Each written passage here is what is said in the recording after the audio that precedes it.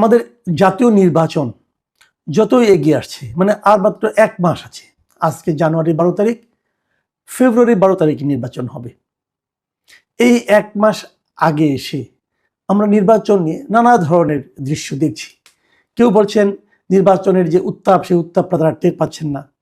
আবার কেউ বলছেন যে নির্বাচন নিয়ে এরই মধ্যে ষড়যন্ত্র শুরু হয়ে গেছে। আপনারা কোনো ষড়যন্ত্র দেখছেন কিনা আমি বলতে পারবো না।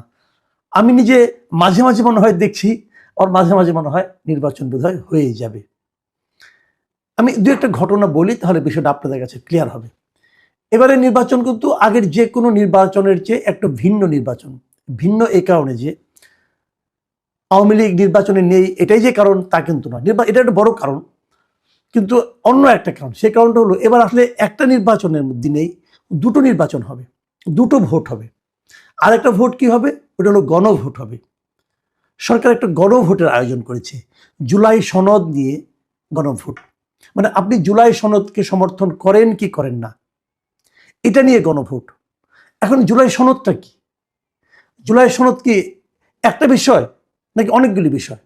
আমি যদি বলি আমি জুলাই সনদকে সমর্থন করি, তাহলে আমি কি কি পাবো তা কি আপনি জানেন? জানেন না, জানা সম্ভব না আসলে।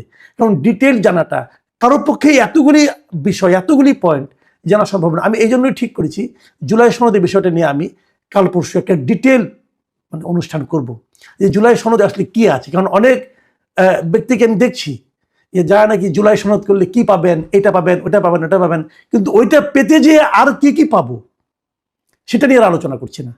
একটা তার মতো করে সে আলোচনা করছি, কাজে আমিও আমার মতো করে করবো, কিন্তু তবু সেই বিষয়টা নিয়ে আরেকটু ডিটেল আমি আপনাদের সঙ্গে কালকে আলাপ করব। কিন্তু এখন আমি যে একটু টাচ করে যাবো এই কারণে যে জুলাই সনদটা কিন্তু একটা বড় ইস্যু। জুলাই সনদে কোন পলিটিক্যাল পার্টি কি ভাবছে কি না ভাবছে সেগুলো নিয়ে আলোচনা হচ্ছে, এবং সেই ভোটে ভোটারদের পার্টিসিপেশন কিভাবে বাড়ানো যায় সেটা নিয়ে আলোচনা হচ্ছে। ভোটারদের কোন দিকে ভোট দিতে হবে এটা যারা আয়োজন করছে তারাও বলে দিচ্ছে। যেমন সরকার বলছে ভোটারদেরকে হা ভোট দিতে হবে, সরকারের বিভিন্ন সংস্থা বলছে ভোটারকে হা ভোট দিতে হবে। আজকে একটা ঘটনা আমাকে আসলে একটু অবাকই করেছি। সেটা হলো আজকে দেখলাম যে বাংলাদেশ ব্যাংকের পক্ষ থেকে একটা অর্ডার দেওয়া হয়েছে বিভিন্ন তফসিল ব্যাংকে, এবং তারা বলেছে এই সবগুলো ব্যাংক হা ভোটের পক্ষে প্রচারণা চালাতে হবে। ব্যাংকে যত লোক যাবে, যত লোক ঢুকবে, ঢুকেই তারা ব্যাংকে দেখবে যে আপনারা হা ভোট দেন, এই কথা ব্যাংক আপনাদেরকে বলছে। আমার প্রশ্ন হচ্ছে, এটা কি ব্যাংক বলতে পারে? এবং এই প্রচারণা চালাতে যে খরচটা হবে সেই খরচটা কোথেকে করবে? যে কর্পোরেট সামাজিক দায়বদ্ধতা, মানে CSR একটা তহবিল আছে, যে এই কর্পোরেট ব্যাংকগুলো একটা কর্পোরেট সামাজিক দায়বদ্ধতা, সমাজের জন্য তারা কাজ করবে, এরকম একটা নির্দেশনা আছে। তো এইটা হলো সেই সমাজের কাজ, যে একটা পার্টিকুলার সিদ্ধান্তের ব্যাপারে আপনাকে প্রচারণা চালানো, যে আপনি হা ভোট দেন। এটা কি ঠিক হলো? যদি ধরা যাক ওরা হা ভোটের জন্য অনেক টাকা খরচ করলো, ধরা যাক 10 টাকা খরচ করলো, পরে দেখা গেলো না ভোট জয়যুক্ত হয়েছে, তাহলে কি দাঁড়ালো? যে এই দেশের ম্যাক্সিমাম মানুষ চায় যে না হোক। তাহলে এরা যে প্রচারণাটা চালালো সেই প্রচারণাটা একটা ভুল জায়গায় চালিয়েছে। তো ভুল জায়গায় প্রচারণা চালানোর জন্য তাদেরকে এখতিয়ার কে দিয়েছে? তারা বলতে পারে আপনারা ভোট দিন, তারা বলতে পারে আপনারা গণভোটে অংশ নিন, হা অথবা না আপনার ইচ্ছা, কিন্তু ব্যাংকগুলো বলে দিচ্ছে না আপনারা হা ভোট দিন। এটা কি ব্যাংক পারে? বাংলাদেশ ব্যাংক কি ব্যাংকগুলোকে এ ধরনের নির্দেশনা দিতে পারে? এটা নিয়ে আমার কিন্তু সন্দেহ আছে। আমি মনে করি ব্যাংকগুলো এটা পারে না। এভাবে আপনি নির্দেশ দিতে পারেন না, আপনি প্রচারণা চালাতে পারেন না যে আপনি হা ভোট দিন। আমি যদি জিজ্ঞাসা করি কেন হা ভোট দেবো, আপনি আমাকে ব্যাখ্যা করতে পারবেন?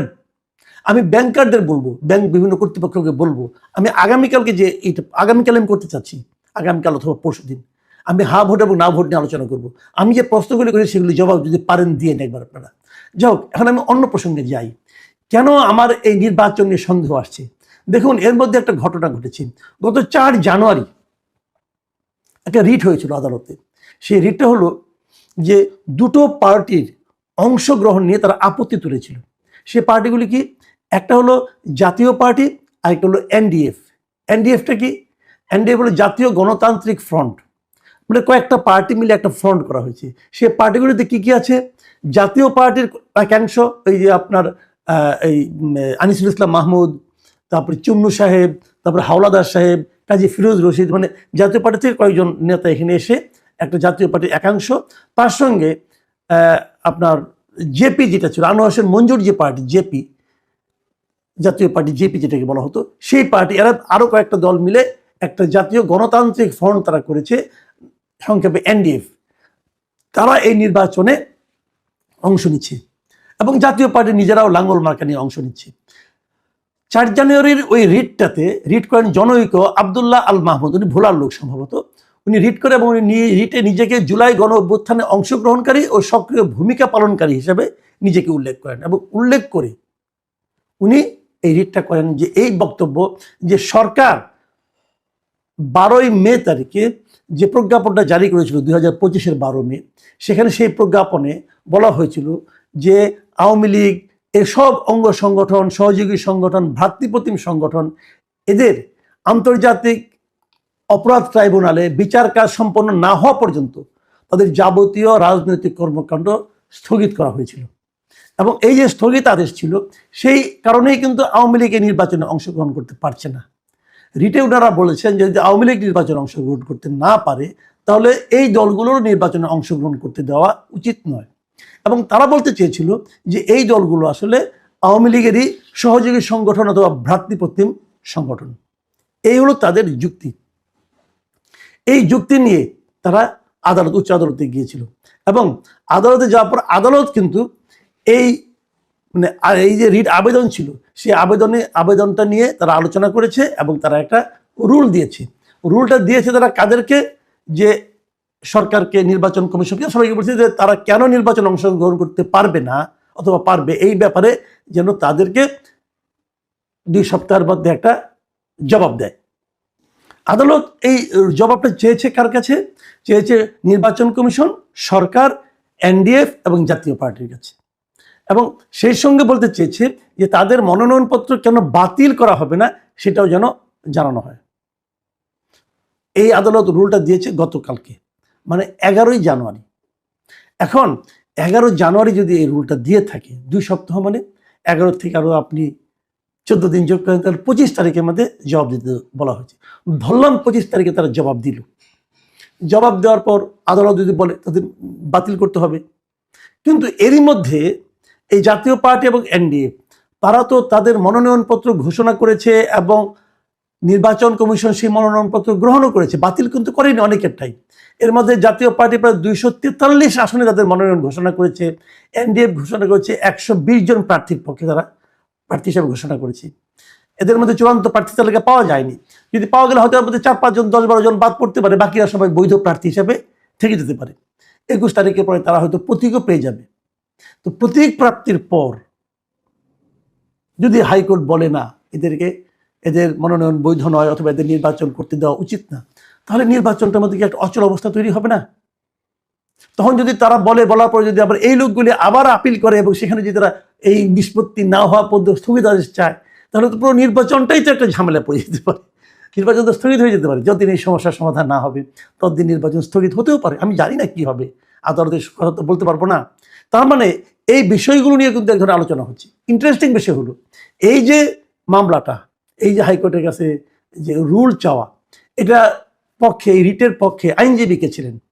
আইনজীবীকে আপনারা মোটামুটি সবাই চেনেন এই কারণে উনি একজন জামাতের, ওনার নাম হলো ASM শাহরিয়ার কবির। উনি নিজেকে জামাতের লোক হিসেবেই বলেন এবং উনি এমনও বলেছেন যে জামাতে ভোট দিলে নাকি বেহেশত পাওয়া যাবে, এই ধরনের কথা উনি বলেছেন। এবং জামাত কত ভালো দল এ সংক্রান্ত তার একদম স্পষ্ট উচ্চারণ, অনেক ভাষণ আছে। তো জামাতের একজন আইনজীবী উনি এই মামলা করছেন এবং রুল পেয়েছেন। উনি বলেছেন আমরা যেভাবে চেয়েছি সেভাবে রুল পেয়েছি। তো তার মানে উনি যা চাচ্ছিলেন তাই পেয়েছেন। এখন তাহলে যে নির্বাচন যদি আইনগতভাবে চলতে থাকে কি হবে আমি যদিও জানি না, তবু আমি ধারণা করি, আমি হাইপোথেটিক্যালি বলছি আর কি। ধরা যাক নির্বাচনটা স্থগিত হয়ে গেল, তাহলে তো ওনার কি তাহলে খুশি হওয়ার ব্যাপার আছে? ওনারও তো পার্টি আছে যারা নির্বাচন করছে। তাহলে এতদিন ধরে যে আলোচনা হচ্ছিল জামাত কোনো না কোনোভাবে নির্বাচনটা থামিয়ে দিতে চায়, নির্বাচনটা স্থগিত করতে চায়, তাদের আরও সময় দরকার এই ধরনের চায়, সেই ধারণাটাই কি মোটামুটি এক ধরনের বাস্তবতা পেতে যাচ্ছে? এই বিষয়গুলো কিন্তু সামনে আসছে। কিভাবে নির্বাচন হবে, হবে না, এবং নির্বাচন আদৌ হবে কিনা অথবা নির্বাচন আরও পিছিয়ে যাবে কিনা, এই প্রসঙ্গগুলি এখন নির্বাচনের যখন মাত্র 1 মাস বাকি আছে, তখন কিন্তু আলোচনায় আসছে। প্রিয় দর্শক, এটা কিন্তু একটা আলোচনার বিষয়, আসলে আলোচনার বিষয় যে আসলে কি হতে যাচ্ছে।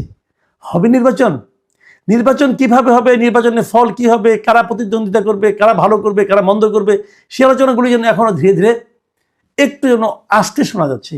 তার চেয়ে বড়ভাবে আলোচনা আসছে যে নির্বাচনটা আসলে কিভাবে হবে এবং এই নির্বাচন কি আদৌ হতে পারবে, জাতীয় পার্টি কি এই নির্বাচনে অংশ নিতে পারবে, অথবা এনডিএফ কি নির্বাচনে অংশ নিতে পারবে। যদি না পারে তাহলে আগেই বলতেন। প্রার্থী ঘোষণা করার পর তারপর কি এই ধরনের আদালতের মাধ্যমে নির্বাচনের উপর কোনো ধরনের স্থগিতাদেশ আসতে পারে? এর সব কিছুই হতে পারে, আবার হয়তো কোনোটাই নাও হতে পারে। কিন্তু সুনিশ্চিতভাবে এখনই কিছু বলা যাচ্ছে না। নির্বাচনে 1 মাস আছে, কিন্তু অনিশ্চয়তা যেন এখনো থেকে যাচ্ছে। আর তার সঙ্গে প্রথমবারের মতো এই জাতি দেখতে যাচ্ছে যে একই সঙ্গে দুটি নির্বাচন। আপনি কাকে নির্বাচিত করবেন তা যেমন বলবেন, পাশাপাশি জুলাই সনদ মানে পাস হবে কি হবে না সেটাও আপনাকে জানাতে হবে। আর জুলাই সনদ কি, কিছুই জানি না। যত ভোটার আছে আপনার আশেপাশে র্যান্ডমলি আপনি জিজ্ঞাসা করেন, ভাই জুলাই সনদ বুঝেন? বলবে যে আমি বুঝি না। যে জিনিসটা আপনি বোঝেন না তার জন্য সরকার কাঁচা বেঁধে নেমে গেছেন, সেটার পক্ষে ভোট দেন। কি হবে জানি না। প্রিয় দর্শক, এখন এ পর্যন্তই। আপনারা ভালো থাকবেন, নির্বাচন নিয়ে আরো চিন্তা ভাবনা করবেন, নির্বাচনের ব্যাপারে স্পষ্ট ধারণা পাওয়ার চেষ্টা করবেন। আল্লাহ হাফিজ।